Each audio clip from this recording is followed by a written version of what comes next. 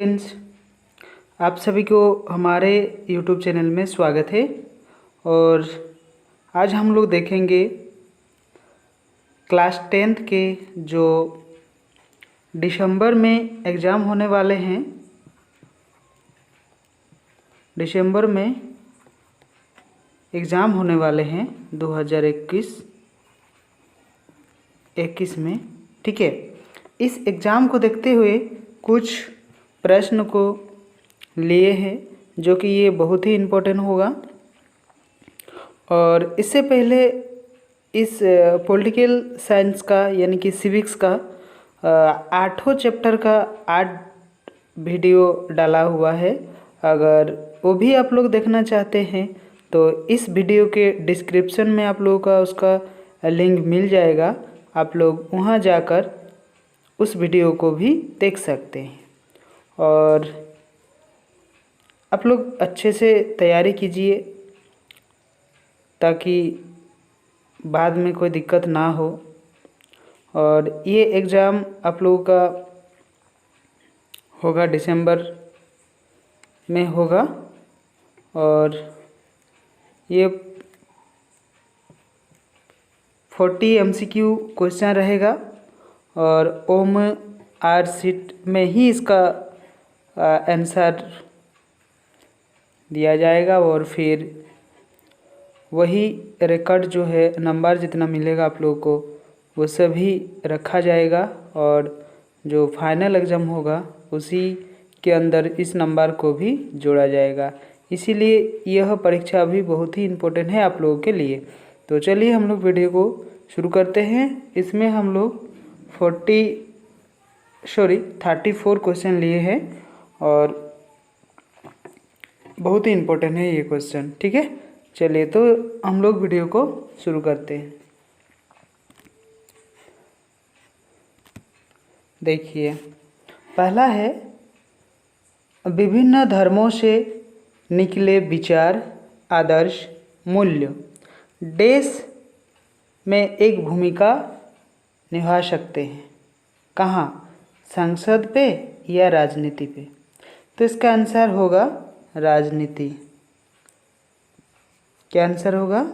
राजनीति होगा, ठीक है। इसका आंसर होगा राजनीति, मतलब ये वाला। दूसरा नंबर देखिए,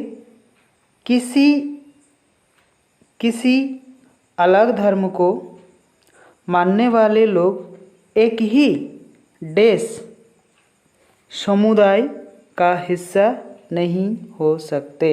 यानी पारिवारिक, और ऑप्शन दिया है सामाजिक। तो इसका आंसर होगा सामाजिक, ठीक है। इसका आंसर होगा सामाजिक। हमारे देश में आज़ादी के बाद से देश की स्थिति में कुछ सुधार हुआ है। यानी कि पुरुष का तो सुधार पहले से थोड़ा बहुत हुआ ही है, लेकिन इसके साथ साथ महिला का भी सुधार बहुत लगभग अभी अगर हम लोग देखेंगे तो इसका भी सुधार हुआ है, ठीक है। चलिए हम लोग आगे देखते हैं। देखिए,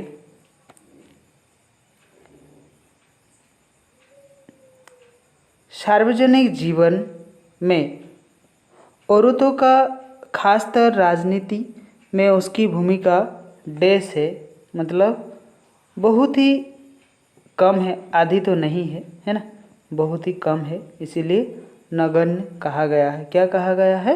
नगण्य कहा गया है, ठीक है। तो चलिए हम लोग 5 नंबर वाला प्रश्न को देखेंगे। भारत की विधायिका में महिलाओं का अनुपात बहुत ही क्या है? बहुत ही अधिक है, नहीं कम है। क्या है? बहुत ही कम है। तो आप लोगों का ये ऑप्शन रहेगा, है ना। तो इसमें 2 ऑप्शन दिया हुआ है, वहाँ आप लोगों को 4 ऑप्शन मिलेगा। तो 4 ऑप्शन में से आप लोगों को कौन सही है कौन गलत है ये आप लोगों को निर्णय लेना होगा, ठीक है। चलिए, लोगों को एक धार्मिक समुदाय के तौर पर अपनी ज़रूरतों, हितों और मांगों को देश में उठाने का अधिकार होना चाहिए। यानी कि उपरोक्त न्यायालय या राजनीति। इसका आंसर होगा राजनीति। क्या आंसर होगा? राजनीति। ठीक है, चलिए हम लोग बाकी क्वेश्चन को देखते हैं।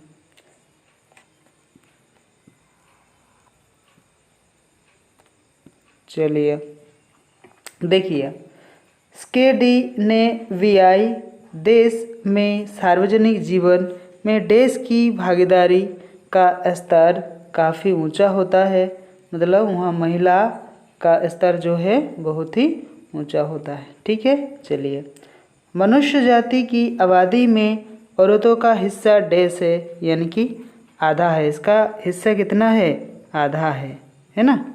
चलिए, गांधी जी का मानना था कि राजनीति देश द्वारा स्थापित मूल्यों से निर्देशित होनी चाहिए, तो धर्म के द्वारा, जाति के द्वारा नहीं, धर्म के द्वारा ही इस पर निर्देशित होना चाहिए, है ना। चलिए 10 नंबर प्रश्न को देखेंगे। कोई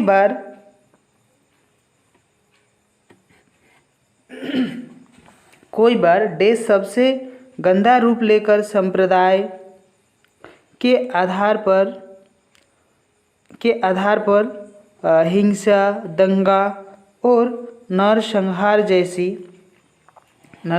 जैसी कार्य करती है, तो यह क्या है? एक धर्मनिरपेक्षता है? नहीं है, ये एक सांप्रदायिकता है। क्या है? एक सांप्रदायिकता इसमें हम लोग को देखने को मिलता है। ठीक है, चलिए हम लोग 11 नंबर प्रश्न को अभी देखेंगे। देश की मुख्य जिम्मेवारी गृहस्थी चलाने और बच्चों का पालन पोषण करने की है, तो पुरुष करता है, महिला करता है? कौन करता है? औरतें करती हैं, महिलाएं करती हैं। ठीक है, चलिए सांप्रदायिकता की तरह देश भी इस मान्यता पर आधारित है कि जाति ही सामाजिक समुदाय के गठन एकमात्र आधार है, तो ये जातिवाद होगा। इसका आंसर क्या होगा? जातिवाद। इसका एकमात्र इस तरह भी मान्यता आधारित है ना, जातिवाद पर। चलिए गांधी जी कहते हैं, मतलब गांधी जी क्या करते थे कि देश को कभी भी राजनीतिक से अलग नहीं किया जा सकता, यानी कि धर्म को हम लोग अलग नहीं कर सकते हैं, धर्म को हम लोग अलग नहीं कर सकते हैं। ठीक है, चलिए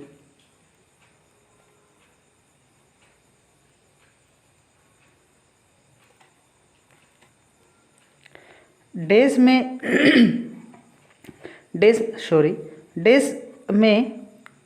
1/3 पद महिलाओं के लिए आरक्षित किए गए हैं, तो ये किसमें है? 1/3 पंचायत और नगरपालिका। पंचायत और नगरपालिका में इसकी 1/3 भाग को आरक्षित की गई है। एक सांप्रदायिक सोच अक्सर अपने समुदाय का राजनीतिक देश स्थापित करने की फिराक में रहती है, तो इसका क्या रहती है? प्रभुत्व रहती है। क्या रहती है? प्रभुत्व रहती है। इस देश पर प्रभुत्व। आप लोगों को बहुत सारा ऑप्शन मिलेगा उसमें, तो उस ऑप्शन में से ही आप लोग को चुनना होगा सही आंसर। तो आप लोग इसको पढ़ लीजिए, 2 बार वीडियो को देख लीजिए, तो आप लोग को एक बार याद अगर हो जाएगा तो फिर और बाद में कोई दिक्कत नहीं होगा। जो प्रश्न आप लोगों के सामने आएगा तो आप लोग धड़ाधड़ प्रश्न को उड़ा सकते हैं। ठीक है, चलिए भारत का संविधान किसी देश को विशेष दर्जा नहीं देती, मतलब कोई व्यक्ति को भी नहीं और धर्म को भी नहीं देती है ना। ये नेगेटिव क्वेश्चन है, ये आप लोग ध्यान दीजिएगा। विभाजन के समय भारत और देश में भगवाह सांप्रदायिक दंगे हुए थे। वो कहाँ पे हुए थे? श्रीलंका पे हुए थे, पाकिस्तान पे हुए थे, श्रीलंका पे नहीं। कहाँ हुए थे? पाकिस्तान में। चलिए हम लोग 8 नंबर प्रश्न को अभी देखेंगे, है ना। चलिए, चुनाव में देश की भूमिका महत्वपूर्ण होती है, तो जाति की महत्वपूर्ण भूमिका होती है चुनाव में। महिला आंदोलन का कहना है कि सभी धर्म में वर्णित देश महिलाओं से भेदभाव करते हैं, तो ये नारीवादी कानून है या फिर पारिवारिक कानून है। ये पारिवारिक व्यवस्था है, पारिवारिक रूप से ये लोग करते हैं। हमारे देश में सत्तारूढ़ दल, जो मतलब सरकार चलाता है वही होता है सत्तारूढ़ दल, वर्तमान सांसदों और विधायकों को अक्सर चुनाव में देश का सामना करना पड़ता है। तो क्या करना पड़ता है? हार का। अक्सर इस चीज़ का सामना हम लोग को करना पड़ता है, ठीक है। जो सत्तारूढ़ होती है उसको क्या होती है? जीत का तो नहीं होती है, वो तो जीता हुआ है तभी ना सत्तारूढ़ दल हुआ। तो क्या होता है, उसकी हार का सामना करना पड़ता है, ठीक है। चलिए, अधिकारों और अवसरों के मामले में स्त्री और पुरुष की बराबरी मानने वाला व्यक्ति को हम लोग क्या कहेंगे? नारीवादी कहेंगे। क्या कहेंगे? नारीवादी। जो कि बराबरी अगर हम लोग का दर्जा देंगे उन सभी को, तो ये नारीवादी रूप होगा, ठीक है। जाति को समुदाय का मुख्य आधार मानने वाला व्यक्ति देश कहलाता है, तो ये जातिवाद होगा। व्यक्तियों के बीच धार्मिक व्यवस्था के आधार पर भेदभाव न करने वाला व्यक्ति देश कहलाता है, तो क्या होगा? ये धर्मनिरपेक्ष होगा। क्या होगा? धर्मनिरपेक्ष होगा। और आप लोग देखिए 24 नंबर प्रश्न हम लोग आ गए हैं। तो 24 नंबर प्रश्न में क्या दिया हुआ है देखिए, भारत में औरत के लिए 1/3 आरक्षण की व्यवस्था देश में है। तो इससे पहले हम लोग एक प्रश्न को देखे थे, तो पंचायती राज व्यवस्था जो संस्थाओं में है वो लगभग 1/3 जो भाग है, मतलब 3 भाग में से 1 भाग पंचायती और नगरपालिका में उसको आरक्षित दिया गया है, ठीक है। चलिए हम लोग नेक्स्ट देखते हैं। 25 नंबर प्रश्न को हम लोग देखेंगे अभी।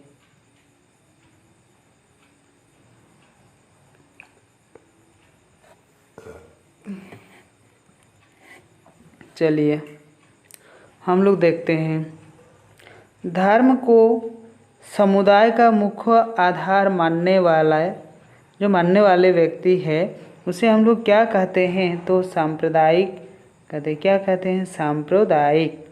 भारत में 2006 में राष्ट्रीय संसद में महिलाओं का प्रतिनिधित्व कितना था? तो 8.3% का था, ठीक है, 2006 में। भारत में राज्यों की विधानसभाओं में महिलाओं का प्रतिनिधित्व 10% से कम है, मतलब 5% से भी क्या है? कम है। कहाँ? राज्य में विधानसभाओं तथा विधानसभाओं में महिलाओं की प्रतिनिधित्व जो है ये 5% से भी कम है। चलिए, संविधान धर्म के आधार पर किए जाने वाले किसी तरह के भेदभाव को देश घोषित करता है, तो अवैधानिक, यानी कि अवैधानिक रूप से ये भेदभाव जो है इसे करता है। अब हम लोग 29 वाला प्रश्न को देखेंगे। भारत का संविधान सभी व्यक्तियों और समूहों को क्या कहते हैं? देश पालन करने और प्रचार करने की आज़ादी देती है। तो किसी धर्म का, इसका आंसर होगा किसी भी धर्म का लोग जो है ये पालन कर सकते हैं। देश अन्य जाति समूहों से भेदभाव और उन्हें अपने से अलग मानने की धारणा जो है करती है, तो ये वर्ण व्यवस्था जो है, वर्ण व्यवस्था आप लोग जानते हैं 4 वर्ण व्यवस्था थी। क्या क्या थी?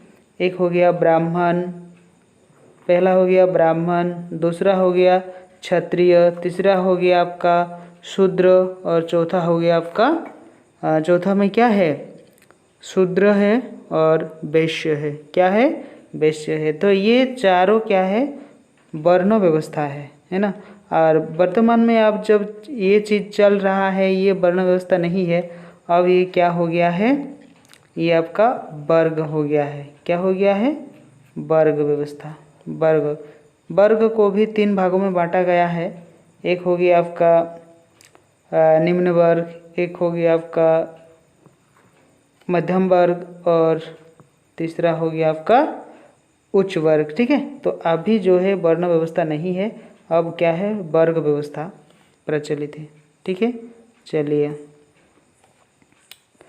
अब हम लोग देखेंगे देश राजनीति में अनेक रूप धारण कर सकती है, वो सांप्रदायिकता के लिए ही ये रूप जो है धारण कर सकती है। ठीक है, 35 वाला क्वेश्चन को हम लोग देखेंगे। 35 वाला, तो यही 32 है, 35 नहीं है। ठीक है, चलिए। महिला आंदोलन ने औरतों के व्यक्तित्व और पारिवारिक जीवन में भी बराबरी की मांग उठाई है और इन आंदोलनों को देश आंदोलन कहा जाता है। देश आंदोलन कहा जाता है। तो ये क्या है? नारीवाद है। क्या है? नारीवाद है। और 33 संवैधानिक प्रावधान के बावजूद देश की प्रथा समाज से सभी तक पूरी तरह क्या है? समाप्त नहीं हुई है। ये छुआछूत अभी भी थोड़ा बहुत है, पूरी तरह समाप्त जो है नहीं हुई है ये छुआछूत व्यवस्था। ठीक है, गांधी जी का धर्म से मतलब हिंदू या मुसलमान जैसे धर्म से न होकर देश से था, जो सभी धर्मों से जुड़े हैं। वो क्या है? नैतिक मूल्यों पर उसका सबसे ज़्यादा फोकस था, उसी में ज़्यादा ये विचार करते थे। ठीक है, तो ये 34 क्वेश्चन हमने लिए थे, ये कंप्लीट हो गया आप लोगों का। और अगर इसमें कोई न्यू स्टूडेंट जुड़े हुए हैं तो सबसे पहले इस चैनल को सब्सक्राइब ज़रूर करें और एक लाइक और एक शेयर आप लोग ज़रूर कर दें, ताकि दूसरों को भी इसका लाभ मिल सके। और इससे पहले एक बात और यह है कि जो 1 से लेकर 1 से 8 चैप्टर तक, यानी कि 8 अध्याय तक 7 वीडियो है। 7 क्या है? वीडियो बनाया हुआ है। उसका भी लिंक इस वीडियो के नीचे आप लोग डिस्क्रिप्शन में चेक करिए, आप लोगों को मिल जाएगा। और 7 वीडियो को आप लोग देख सकते हैं।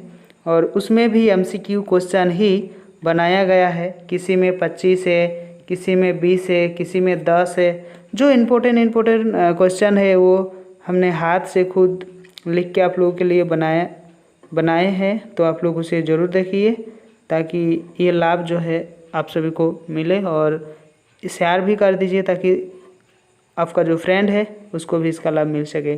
तो ये वीडियो पूरा देखने के लिए आप सभी को बहुत बहुत धन्यवाद।